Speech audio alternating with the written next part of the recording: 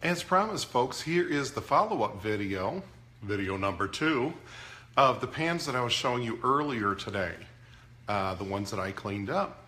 So my oven finished its self-cleaning cycle about an hour and 45 minutes ago. So I just let things kind of sit and rest and cool off. So I just pulled them out of the oven, and I can handle them safely, although they're still very, very warm. But I'm pretty excited. So, the first one, this is really cool. Now this is the pan that I was telling you was the best made pan, okay? Can you see all the powdery grit and stuff on it? That's what a self-cleaning oven will do. All the black garbage and stuff that builds up on a self-cleaning oven, or on a cast iron pans, all that gunk that builds up over time from using it, the extra oil that gets caked on, that will all turn to this kind of dust when you're all done. So just in the sink, I'm giving it a little light brush off with a paper towel. There. And I don't want to rinse them off because I don't want to get water on them, because then I have to go through and do the whole cycling right now. But I just want to clear this off so that you can see the name. Okay. Can you see that? It says best made, number 5, and then it's pan number 1235. Okay. Hi guys. Hi Megan, hi Judy. Oh, thank you David. So, best made, when I looked it up, if you look up in a Griswold catalog, this number down here, 1235, it's going to tell you that Griswold made this pan for Sears and Roebuck. So that's pretty cool that that shows up now. And it shows up very clearly. Now tomorrow I'm going to be oiling them and seasoning them and getting them all cleaned up. They still need a real good scrubbing with an SOS kit. Puppies do not fight, they're fighting over a toy. See how, it's not really rusty, but it still looks a little cruddy inside. Once I give that a really good scrub with an SOS pad, rinse it out, oil it up and start seasoning it, that's going to be all gone, because it's the inside is as smooth as silk, which is really what you want. We'll go to the next pan, because remember I cleaned 4. See how nasty, that just brushes off. It's not dirt, it's just all the old seasoning and stuff that was left on it.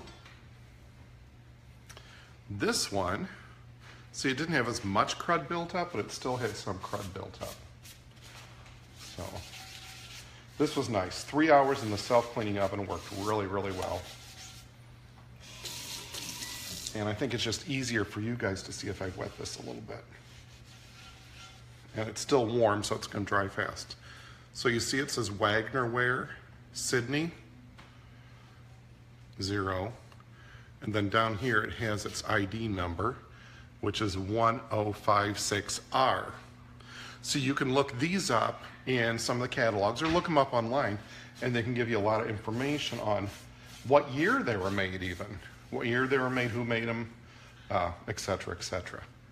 Nasty paper towel. But like I say, these are going to clean up fine. The other thing I had was this little, yeah, I can handle it now. Was this little corn stick pan. So it's 5. Then on the back, there was no lettering or no markings or anything that I could see at all. But now, on the bottom, I can see this number 2. So I'm going to go online and I'm going to look for a corn stick pan with 5 slots that has a number 2 on the back. That'll help me figure out who the manufacturer is. Okay? The last one was that big griddle pan.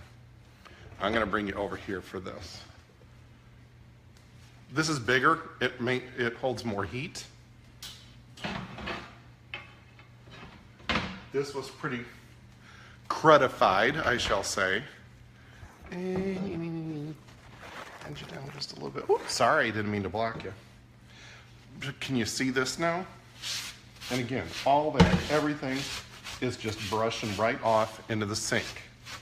Okay. So now I'm looking. I haven't seen this yet, so I still don't know if it has any markings or anything. I'm not seeing any clear markings. I'll check the other side.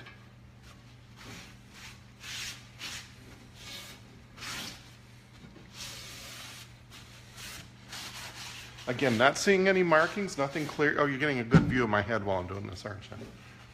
So, again, I'm not seeing any clear markings. So it's really hard to tell who made this. But there's a lot of information on unmarked cast iron pans. And so I can look through all that. But you see, this one I was happy because it had the little drip side to it. So I will have to figure those out, season them up tomorrow and figure them out. Wash my oven mitts again. But I want to show you what the inside of my oven looks like now that I have cleaned all these pans. You like my kitchen? It's all my cast iron. More cast iron. Those are my grandmother's, those are bread pans. B-R-E-A-D, bread pans. Not bed pans, as some people like to call them. Bread pans. You'd make your bread dough and proof them in there. And that's just a goofy candy monster. Okay. So if you look in my oven, I don't know if you can see all that dried up crud on the bottom of my oven. That is all the stuff that fell off the cast iron while I was cleaning it. So, yeah, and more on top of my stove. But that'll all wipe up, everything will clean up, everything's safe. So tomorrow I'll start the seasoning process and I'll give you guys a glimpse into that too. These are really nice pans and I'm going to get a lot of use out of them. And you will too if you can go find yourself some old ones someplace. It's a nice shot up there. Look at those. 3 of those pots were my dad's and the other ones I found. Yeah. Okay. Talk to you later. Have a great night and enjoy church tomorrow. Have a good time. Bye.